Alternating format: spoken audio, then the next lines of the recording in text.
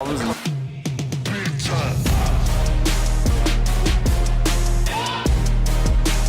no one's done it before.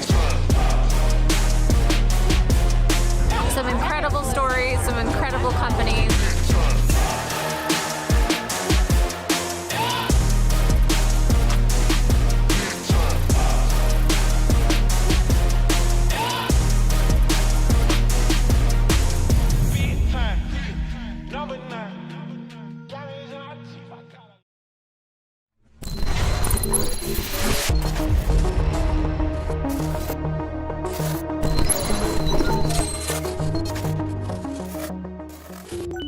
I'm here with Blake Murray, the CEO of Divvy. Blake, you've become a Silicon Slopes legend. You've been in this community for a very long time, but not very many people, not very many companies in the history of this community, in the history of tech, really, but let's focus particularly on the history of our community in Silicon Slopes, have done what you just recently did with Bill.com. Tell us about that deal, kind of the details that have already been released, and what this journey has been like for you. Well, thanks for having me first. It's been an absolutely insane journey. I think most people that are close to the tech ecosystem, you intuitively know and understand nothing's an overnight success, right? That there's just an incredible amount of just obvious work that goes on behind the scenes, but tears and heartache and frustration, elation, the inverse of the good times and the bad. And then compressed, incredibly compressed into our timeline.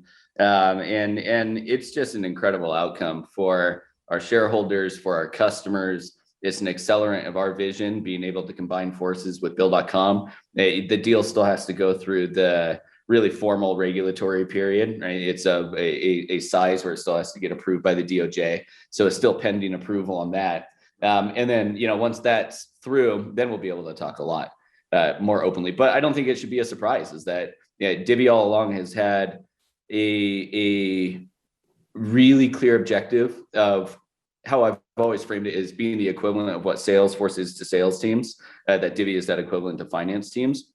And when you think of the finance stack of software, it just takes on so many different facets, right? Finance professionals have to take care of payroll. They got to take care of different elements in addition to payroll of different comp structures. They have to take care of all of your AP, your AR, all of your cardable stuff, all of your financial modeling. And so they're using disparate software ecosystems to pull that off. Those software platforms, they don't talk to each other. Then they have to manage financial relationships from just where they keep their money to how they process their wires, their checks, their ACHs, to different funding vehicles that they get. And that's the goal. Like I literally just described what Divvy has aspired to do from day one is to encompass all, if not, most, if not all of that. And being able to combine forces with Bill.com, it accelerates that vision dramatically. In addition to combining, working with their just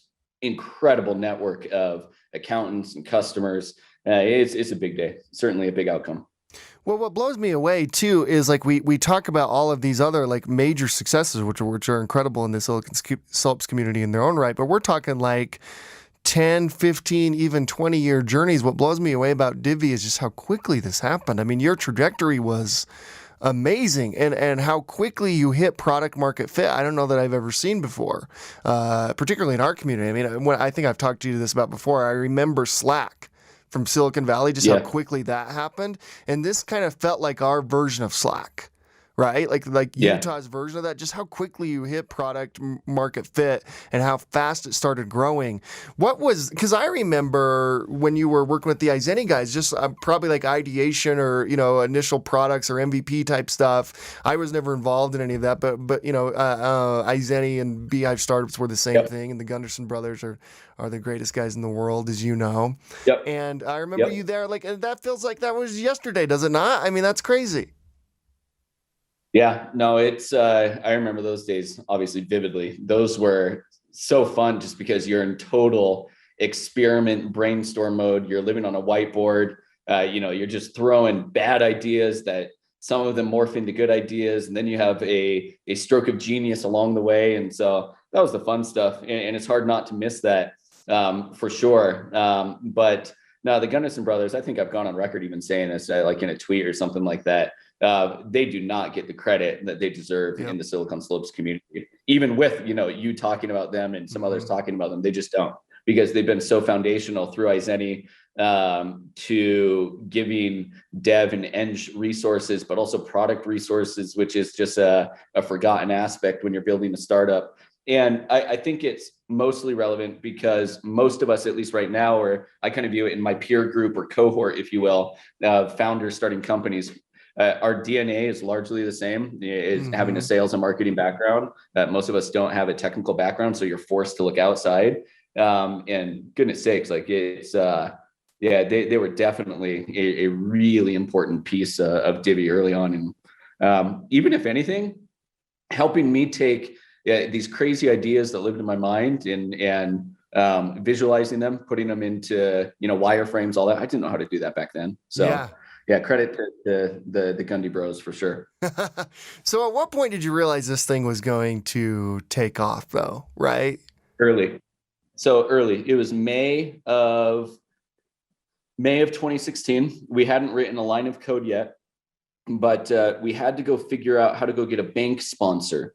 And at that point in 2016, it's a little stupid because I talk about it as if it were a long time ago when, like you said, it feels like yesterday. Yeah. But the fintech ecosystem has changed so drastically from like 2016 to now that now you have all these fintech infrastructure companies where I can go to them, and within 30 days, I can have an MVP with a card product, calling their APIs, all that kind of stuff. Like just, it exists now. None of that existed. The entire concept of renting a bank charter or, leveraging their card services, none of that existed. And so it was May of 2016.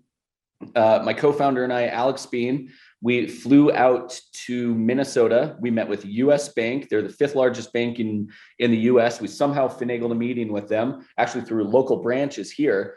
They actually somehow gave a good pitch. And then we found ourselves pitching in their boardroom, in this massive high rise in Minnesota, in Minneapolis, to a huge room of executives. And we gave the pitch of a lifetime with really poor wireframes at that point of saying that the entire financial ecosystem is going to shift in this direction where software is going to drive wallet share, where rewards and how you guys think of wallet share isn't going to be the primary driver anymore. There'll be a component of it, but it's not going to be the hook anymore. And you have to build powerful, beautiful experiences that are delightful to one, catch their attention. And then after you've caught their attention, you have to provide just significant value to them day in and day out. Otherwise, they're going to be, have a wandering eye.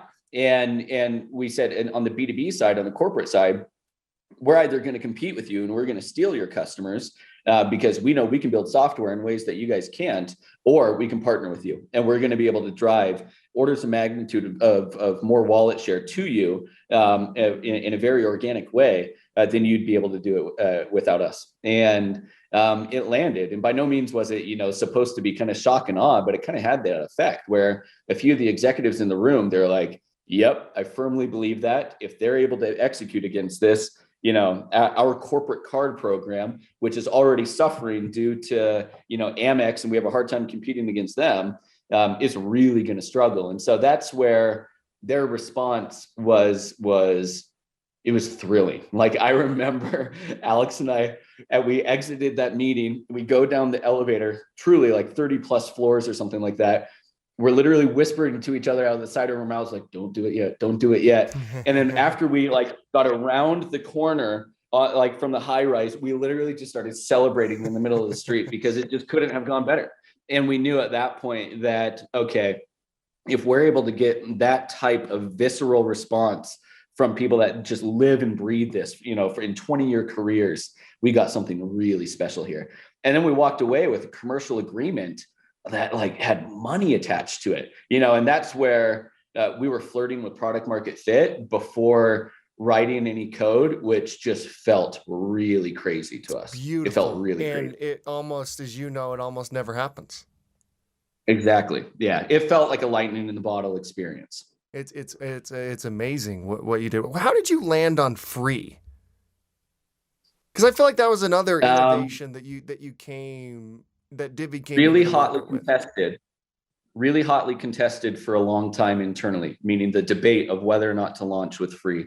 Ultimately, I felt very strongly that we needed a dual strategy to drive fast growth. I wanted elements of viral growth to the extent that you can have that in B2B, where virality obviously is more so felt on consumer products or, marketplace apps or social apps.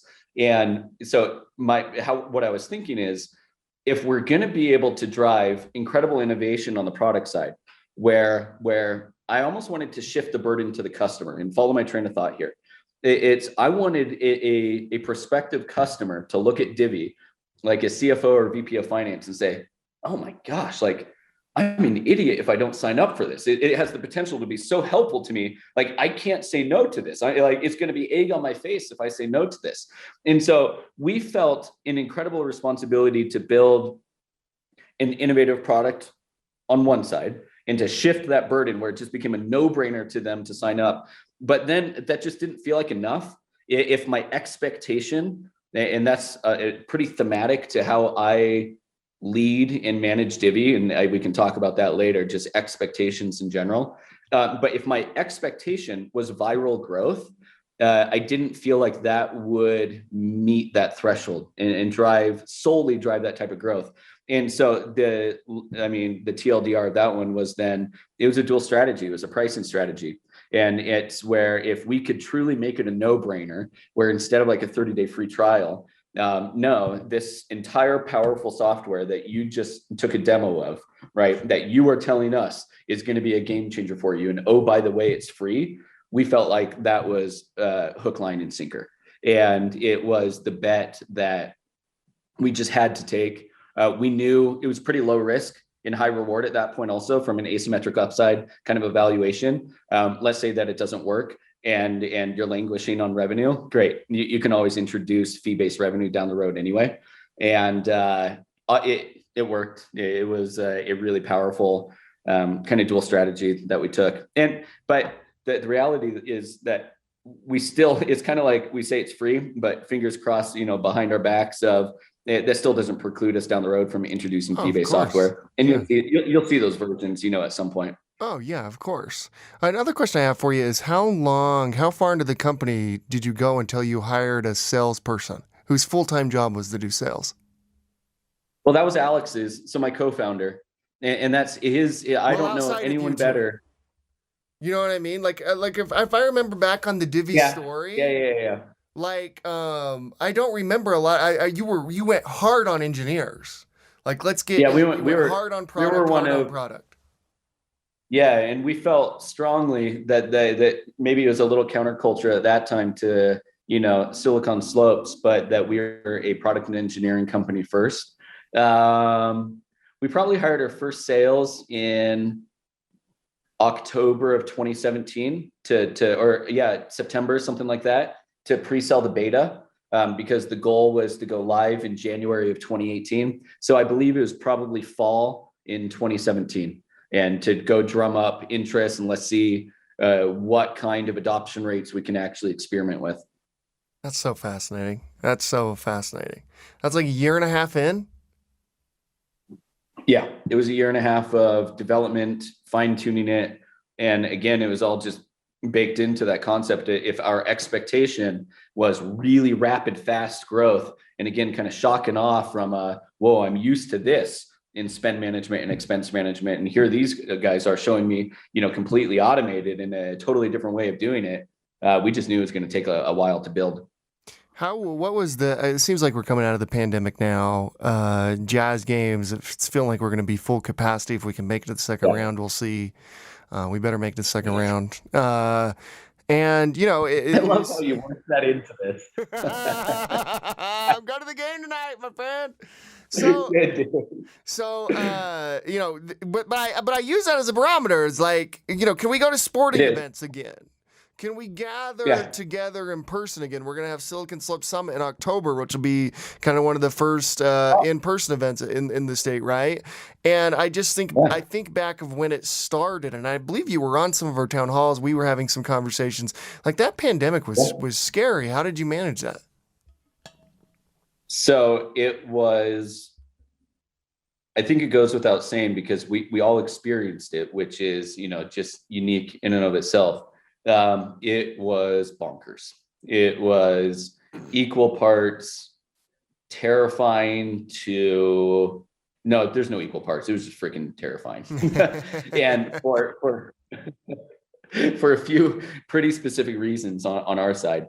One is that think of, for those that don't know, Divvy it's finance software to small and mid-sized businesses. And we even go further upstream, but then there's a credit component where we are extending a line of credit.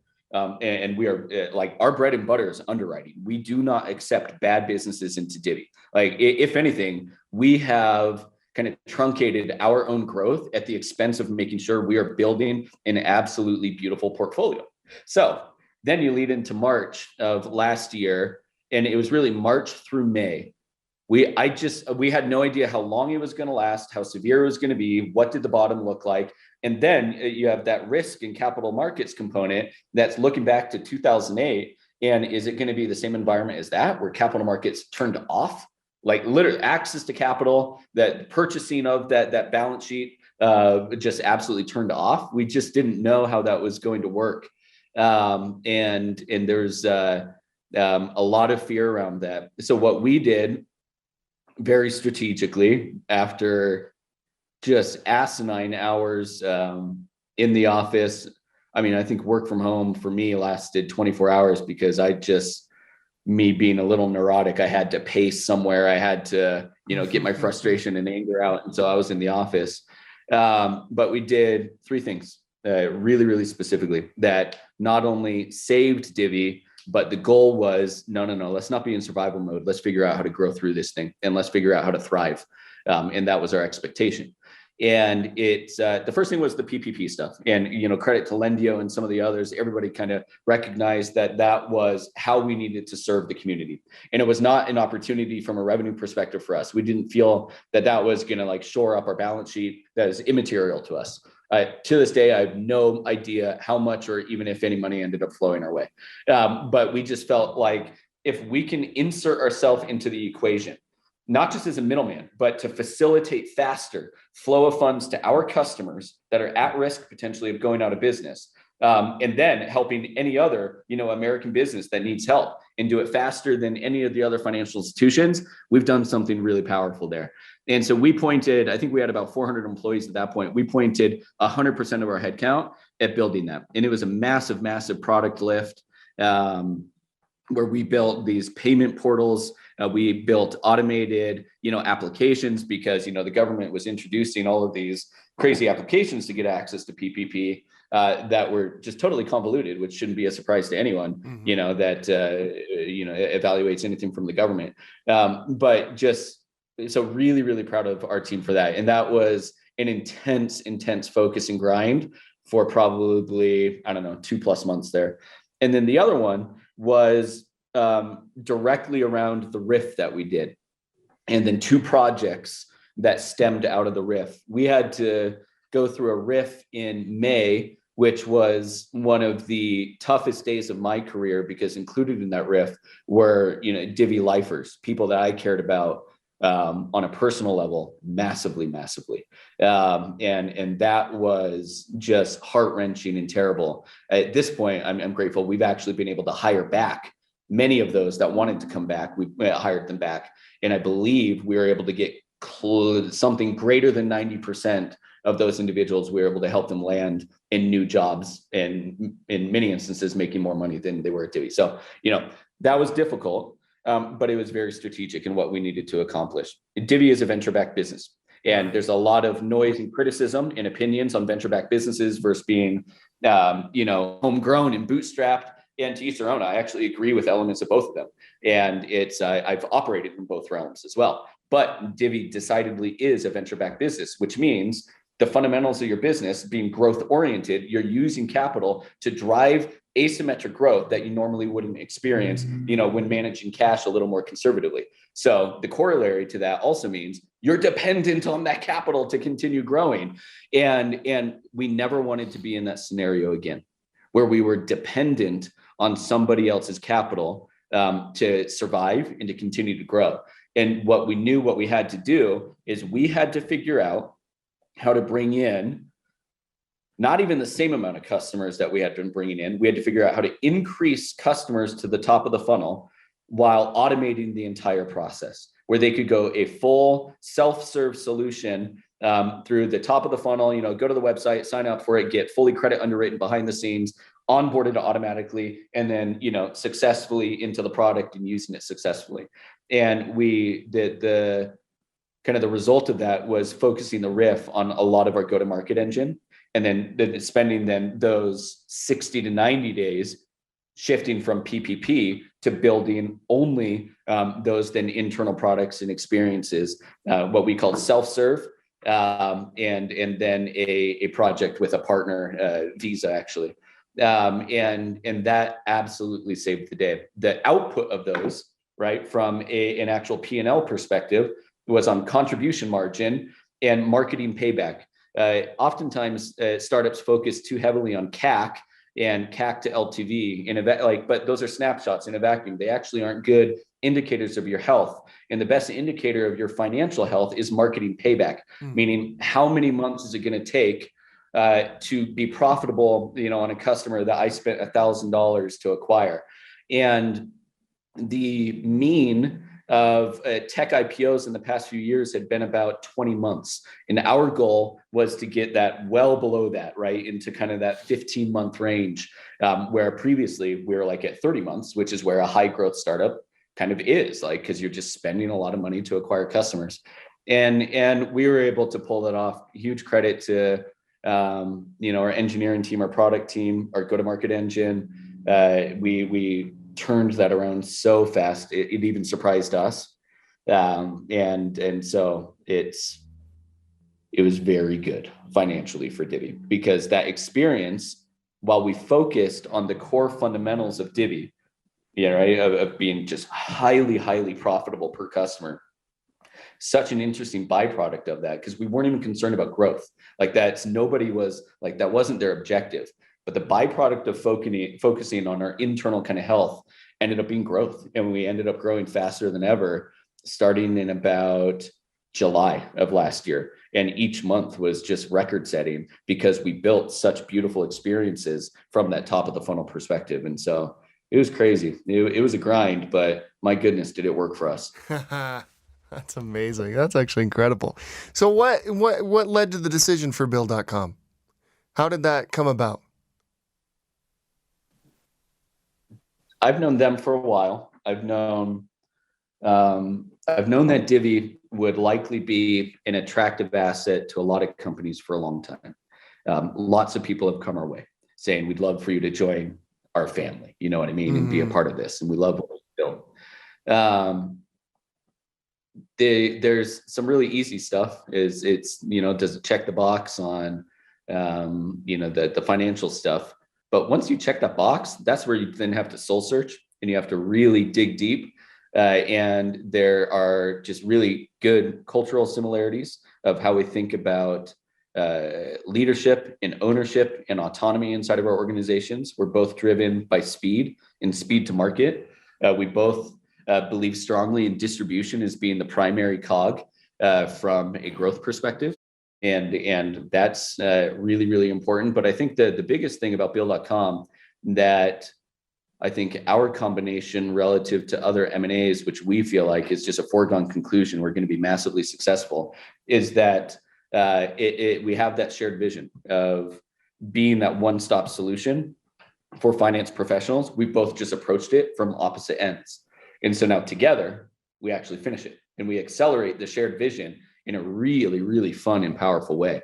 And that is just undeniable. I mean, prior to starting, recording, you and I were talking about some of what was interesting to us. And that was, we tried to just be almost punitive when evaluating working with them of, are we looking at it with rose-colored glasses? We tried to eviscerate it. We tried to take bear cases, and it was just undeniable, the synergies together that make this really exciting on a go-forward basis, to the extent that I'm staying around. There is no scenario where I'm walking away and this is, me walking into the sunset. I couldn't be more excited to instead of talking about how do we serve 20,000 customers, is how do we get to 1 million customers as fast as possible? And that is really fun to consider and then to go pull off. I love that, because that was going to be my next question. You see so many times, you sell the business, you try to get out as soon as possible. I love your commitment to it. That's unbelievable. What about the commitment to Utah? There's no scenario.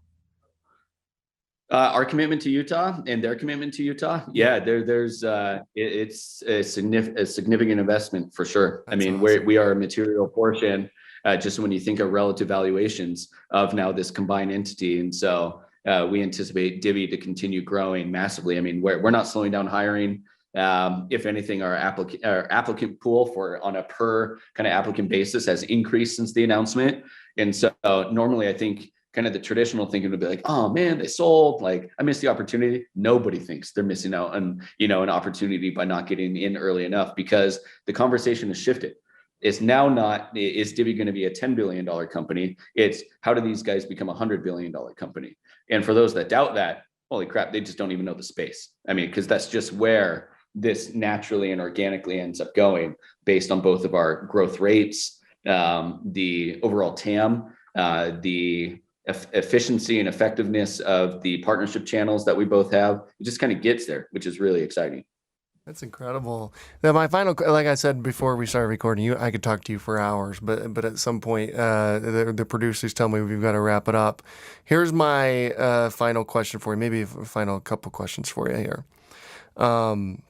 I'm fascinated by Utah and Silicon Slopes becoming a bit of a fintech hub. You mentioned Lendio already, an incredible company, did incredible work during the pandemic alongside you guys with the PPP loans. But you also got MX. There's so many coming out, and that seems like that wasn't true when Divvy was starting, right? Lendio was around, MX was around, but now we're just seeing so many others pop up here. It's fascinating, huh? Oh man, and there's one that's coming up. It's not announced yet, and I'm not going to spill the beans, that I think is just so sick. Like, I'm so pumped up by them. And so, yeah, it's definitely turned into a fintech hub. I think people are really excited about the growth potential. They recognize the cognitive disconnect of the products and services that exist now on kind of institutional incumbents. And if you can build delightful experiences, people are so ready to leave those, so it just creates just some fun growth expectations, or, I think all of us look with a little bit of starry eyes at fintech. It's hard not to.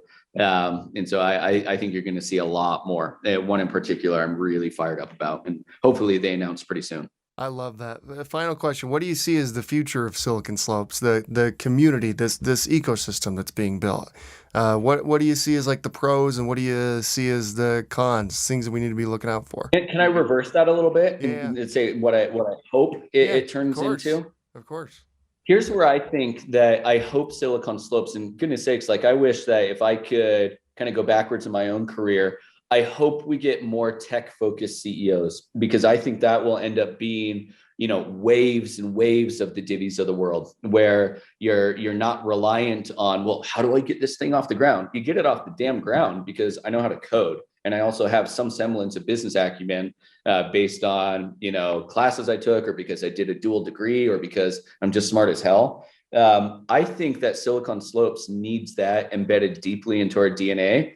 To really kind of launch itself in as a true peer to Silicon Valley. You see a lot of what's happening in Miami and in Austin, and I think a lot of us would love to leapfrog some of those narratives, because I think we should. Yeah. We produce exits, we produce big companies, and I think we should. But I think we can do ourselves a favor and accelerate that by having more tech-focused CEOs. Would be really big for our ecosystem, really big. I love that. That's super interesting. Blake, we got to have you back on sometime. Congratulations, my friend. This is huge. Thanks, a huge man. win for you, the team, Alex, everybody involved in that thing from the beginning to now. Just an unbelievable win. Unbelievable win for Silicon Slopes. I'm excited to see what you do with it in the future. We'll talk again soon, my friend.